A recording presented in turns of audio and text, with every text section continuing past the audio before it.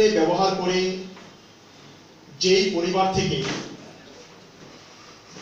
একজন অসুস্থ মানুষ পরিপূর্ণ সুস্থতার সন্ধান পেয়েছেন, যিনি হয়তো সুস্থতার আশা ছেড়ে দিয়েছিলেন, এই বায়ু স্প্রে ব্যবহার তাকে নূতন জীবনের সন্ধান দেয়।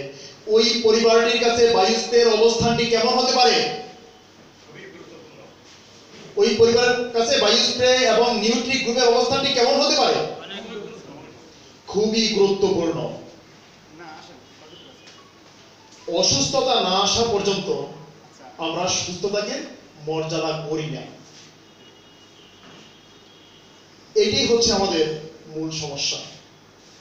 এবং একজন অসুস্থ মানুষ সে কিন্তু হারে হারে অনুধাবন করেন তার কষ্টটি কি, এবং তার সেই কষ্টটি লাঘব করেছেন বায়ু স্প্রে নামক একটি উসিলার মাধ্যমে, খোদার রহমতে। তো অতএব একজন অসুস্থ মানুষ উনি বলতে পারবেন ভালো করে বায়ু স্প্রেটা কি। সেই সঙ্গে আরো কিছু মানুষ আছেন যারা আমাদের মতো প্রথম থেকে আমরা যারা কোম্পানির সঙ্গে সম্পৃক্ত, বায়ু স্প্রে কি ক্যারিয়ার দিতে পারে আমাদের কাছে সেটিও পরিষ্কার। নিউট্রি গ্রুপ প্রথমে একটি ছোট্ট প্রতিষ্ঠান হিসেবে আত্মপ্রকাশ করে মালয়েশিয়াতে 2000 সালে। হাটিয়াটি পাপা করে বর্তমানে ওয়ার্ল্ডের 9টা দেশে আমাদের কোম্পানির নিজস্ব অফিসের মাধ্যমে এই স্বাস্থ্যসেবাটি দেওয়া হচ্ছে। বায়ু স্প্রে নামক এই পণ্যটি যাচ্ছে ওয়ার্ল্ডের 60টিরও বেশি দেশে। একটি মাত্র প্রোডাক্ট দিয়ে দীর্ঘ 1.5 যুগ দাপটের সঙ্গে একটা কোম্পানির স্বাস্থ্যসেবা দিয়ে তার ব্যবসাকে উত্তরোত্তর বৃদ্ধি করে যাবে, এটা কিন্তু সাধারণ বিষয় নয়। হ্যাঁ, এর পেছনে মূল রহস্য একটি মাত্র পণ্য দিয়ে এই দীর্ঘ সময় যে কোম্পানি অতিবাহিত করছেন এবং সুপ্রভাবের সঙ্গে, তার পেছনে মূল রহস্যটি হচ্ছে সেটি নিউট্রি গ্রুপ এমন একটি গোপন বিষয় নিয়ে কাজ করছেন যেগুলো আমাদের কাছে অনেকের কাছে এখনো পরিষ্কার না। আর গোপন প্রতিটি জিনিসের প্রতি কিন্তু মানুষের আগ্রহ থাকে, মানুষ ব্যাকুলতা নিয়ে জানতে চায়।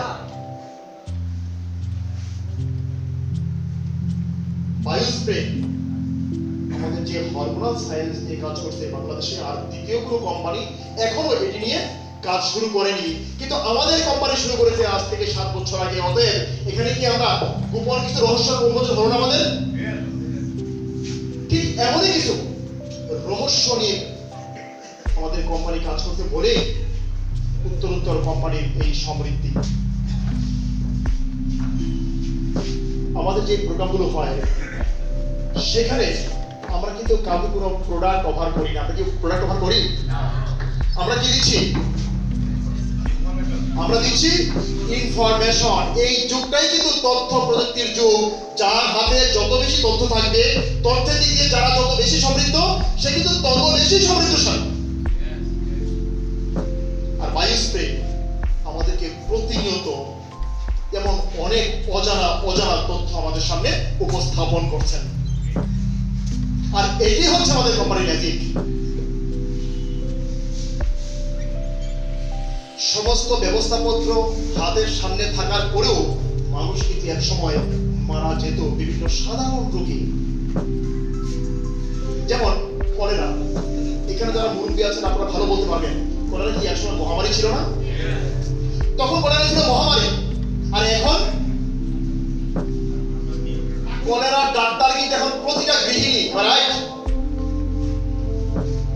কলেরা ডাক্তার কিন্তু এখন প্রতিটা ঘরের প্রতিটা গৃহিণী। আমি কি ঠিক বলছি? কারণ এখন আমরা জানি 1 ফুট গুড়, 1 চিমটি লবণ, হাফ লিটার পানি হলে করেই কলেরার ওষুধ তৈরি হয়ে যায়, কি তাই না? কিন্তু যখন কলেরা মহামারী ছিল তখন কি ঘরে লবণ, পানি, গুড় ছিল না? অভাব ছিল কোনটা? শুধু তথ্যটি জানা ছিল না আমাদের। এই জন্যই কিন্তু মানুষের এই পরিণতি আমাদেরকে মেনে নিতে হতো। সেই তথ্যটি আমাদের সামনে এখন উন্মোচন হয়েছে বলেই কলেরা এখন কোনো রোগের মধ্যেই আর পড়ে না। ঠিক একই অবস্থা সমস্ত ডিজিজগুলো হয়, যেগুলো আসলে কিউর করা সম্ভব হয় না, আমাদের হাতে কিন্তু এটার কোনো প্রতিকার ছিল না। এবং ডায়াবেটিক যখন এই রোগটি হয়, তার কাছে অসহায় আত্মসমর্পণ ছাড়া আমাদের আর করার কিছুই ছিল না। আমরা মানসিকভাবে তৈরি হয়ে যেতাম, আমাদেরকে লাইফ টাইম 3টা জিনিস মেনটেন করতে হবে। কি 3টা টি? প্রথমত, আপনাকে লাইফ টাইম ড্রাগস নিতে হবে। দ্বিতীয়ত, ডায়েট কন্ট্রোল করতে হবে। তৃতীয়ত, ডিসিপ্লিন মেনটেন করতে হবে। এই 3টা টি এখন আমার নিত্য সঙ্গী। 2টাকে সঙ্গী করতে আমাদের কোনো আপত্তি নাই, এটাকে আমরা আলিঙ্গন করে নেব, ডিসিপ্লিন, ডায়েট। কিন্তু সমস্যা হচ্ছে কি, ড্রাগস। প্রয়োজন হলে ড্রাগস নিতেই হবে, কিন্তু প্রতি মুহূর্তে প্রতিনিয়ত ড্রাগস দেব, এটা বিষয়টা কেমন? এখানে কাউকে দোষারোপ করা যাবে না। এই ক্ষেত্রে আমাদের জেনারেল মেডিকেল সায়েন্স তার যে বিষয় অগ্রসর এখনো হয়নি। এই কারণে কিন্তু ডক্টরদের কাছে আমরা যে মেসেজটি পাই, ডায়াবেটিক হয়েছে, কোনো প্রবলেম নেই, ওষুধ খাবেন, ভালো থাকবেন। আমরা এখন ঔষধ থেকে বের হয়ে আসতে চাই। আপনি কি বেরিয়ে আসতে চাই?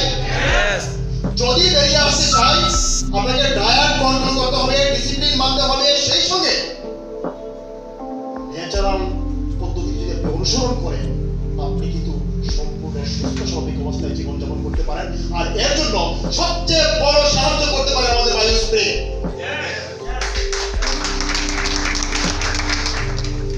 কারণ হরমোন যদি ব্যালেন্স থাকে, ব্যালেন্স হয়, তবে কিন্তু একটা মানুষ এমনিতেই সুস্থ স্বাভাবিক থাকতে পারে। হরমোনের অবস্থা আমাদের শরীরে এমন, যার কারণে এটিকে আমরা মূল্যায়ন করি না। আপনি যখন কোন নদীর উপর দিয়ে নৌকায় চড়ে কোথাও যাচ্ছেন, ওই সময়ে পানির প্রয়োজন যতটুকু, আপনি যখন মরুভূমিতে কোথাও যাচ্ছেন, সেখানে পানির প্রয়োজন যতটুকু, ঠিক একই অবস্থায় হরমোনের প্রয়োজন আমাদের দেখে ঠিক এই অবস্থার মধ্যে। পানি ছাড়া আমরা এক মুহূর্ত বাঁচি না, কিন্তু যখন আমি পানির উপরে আছি, পানিতে কতটা প্রয়োজন আমি অনুধাবনই করছি না, রাইট? হরমোন আমরা বিনা কষ্টে, বিনা খরচে আমাদের ক্ষুধাপ্রদত্ত সিস্টেমে বডিতে পাই বলেই এটিকে আমরা কোনো মূল্যায়ন করছি না, একটা আসছে ব্যবহার করছি। কিন্তু যখনই সমস্যা হয়, তখনই বোঝা যায় যে এর গুরুত্বটা কতটুকু। যেমন ডায়াবেটিক যে কথাই বললাম, ইনসুলিন কি আমরা সবাই জানি একটি হরমোন। যদি এই হরমোনটি আমাদের বডিতে ব্যালেন্সে থাকে, তবে কি আপনি ডায়াবেটিকের পেশেন্ট থাকবেন?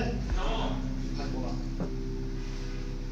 আমাদের মা বোনদের কিছু রোগ আছে, তাদেরকে প্রতিনিয়ত তাদেরকে অনেক কষ্ট দেয় এগুলো। যেমন গাইনিক প্রবলেম, যেগুলো menstruation, breast cancer, uterus cancer, আজকে এগুলো মহামারীর মতো এগিয়ে আসছে। আজকে বায়ু স্প্রে নিয়ে কাজ করতে এসে আমরা কিন্তু হরমোন নিয়ে অনেক জানার চেষ্টা করেছি, বোঝার চেষ্টা করেছি, এখনো জানার চেষ্টা করছি। এখন কি আমাদের সামনে বিষয়টি পরিষ্কার নয়? এস্ট্রোজেন হরমোনের সমস্যার কারণেই তো এই সমস্যাগুলো হচ্ছে মূলত। অতএব যদি বায়ু স্প্রে নিয়ে কাজ করার সুযোগ না হতো, আমরা কিন্তু এই বিষয়টিও জানতাম না। অতএব খোদার মাধ্যমে আবারও বায়ু স্প্রের প্রতি সবাই একটু কৃতজ্ঞতা জ্ঞাপন করি।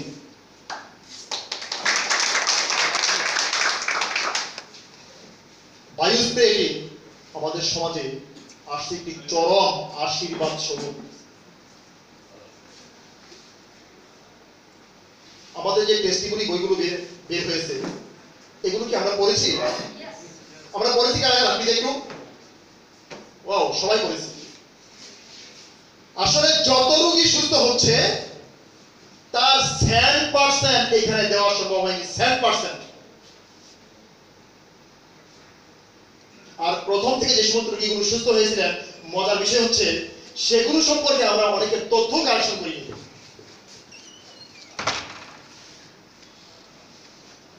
গ্যাংগ্রিন, ক্যান্সার, টিউমার, এই সমস্ত ক্ষেত্রে যে চিকিৎসা প্রচলিত চিকিৎসা ব্যবস্থাগুলো আছে, একটা ফ্যামিলিতে যদি একটা ক্যান্সারের পেশেন্ট থাকে, ওই ফ্যামিলিটাকে কিন্তু একেবারে নিঃস্ব করে ছেড়ে দেয়। রুগী তো চলে যাবে, আপনজন খুব কাজ সামনে থেকে কষ্ট করবে, এটা আমরা অনেকেই মেনে নিতে পারি না, অনেকে কেউ মেনে নিতে পারি না। একেবারে নিঃস্ব হয়ে তাকে চিকিৎসা করাতে হয়, কিন্তু ফলাফলটা কি আসে? যা হবার তাই, ফ্যামিলিটা নিঃস্ব হচ্ছে, আপনজনও চলে যাচ্ছে। সেখানে কিন্তু এই বায়ু স্প্রে আমাদেরকে নতুন জীবনের সন্ধান দিচ্ছে অনেককেই। তো এই প্রোডাক্ট সম্পর্কে বিস্তারিত আজকে আমাদের মাননীয় স্পিকার সাহেব আমাদেরকে বিস্তারিত অবগত করবেন, এবং এই বায়ু স্প্রের মেসেজটি জানার মাধ্যমে আপনি নিজে সুস্থ থাকবেন, আপনার পরিবারকে সুস্থ রাখার জন্য এটা অনেক সাহায্য করবে। এবং সবাইকে আমি সেই আহ্বান করব, এই বায়ু স্প্রে থেকে যে মেসেজটি পাচ্ছেন, এটা যত দ্রুত সম্ভব আপনার আশেপাশে যারা আছে, প্রতিবেশী, আত্মীয় স্বজন, বন্ধু বান্ধব, সবার কাছে এই মেসেজটি পৌঁছে দেবেন। যেই মেসেজের মাধ্যমে একটা মানুষ সুস্থ স্বাভাবিক অবস্থায় জীবনযাপন করতে পারে। যদি বিষয়টি এমনই হয়, এই মেসেজটি পৌঁছে দেওয়া কি আমাদের নৈতিক দায়িত্ব? আমাদের প্রত্যেকেরই এই নৈতিক দায়িত্ব। নৈতিকতার দিক দিয়ে আমরা আমাদের এই দায়িত্বটি সবাই পালন করব। এবং যেহেতু আমরা একটু আগে সবাই এক বাক্যে স্বীকার করলাম, সবচেয়ে প্রিয় কি পৃথিবীতে? আমি নিজে। নিজেকে সম্মানিত করার মতো যথেষ্ট অবস্থান আছে এই নিউট্রি গ্রুপে। আপনি সম্মানিত তখনই হবেন যখন আপনার মাধ্যমে মানুষ ভালো কিছু মেসেজ পাবে। নাম্বার 1। নাম্বার 2 হচ্ছে, আপনি যখন মানুষকে প্রতিনিয়ত হেল্প করার টেন্ডেন্সি নিয়ে আপনি সমস্ত কাজকর্ম করেন এবং মানুষকে আপনি হেল্প করতে পারেন, এবং আপনি যখন একটি চমৎকার এবং লোভনীয় ক্যারিয়ারের অধিকারী হবেন, বায়ু স্প্রে কিন্তু আমাদেরকে প্রত্যেকটি দিচ্ছে। বায়ু স্প্রে তথা নিউট্রি গ্রুপ কিন্তু আমাদেরকে প্রতিটি জিনিসই প্রতিনিয়ত দিয়ে যাচ্ছে। আর যেহেতু আমরা নিউট্রি গ্রুপের থেকে এই সবগুলো পাচ্ছি, নিউট্রি গ্রুপে আমরা মনোযোগ দিয়ে সবাই কাজ করব এবং বায়ু স্প্রে মেসেজটি প্রত্যেকের কাছে পৌঁছে দেব।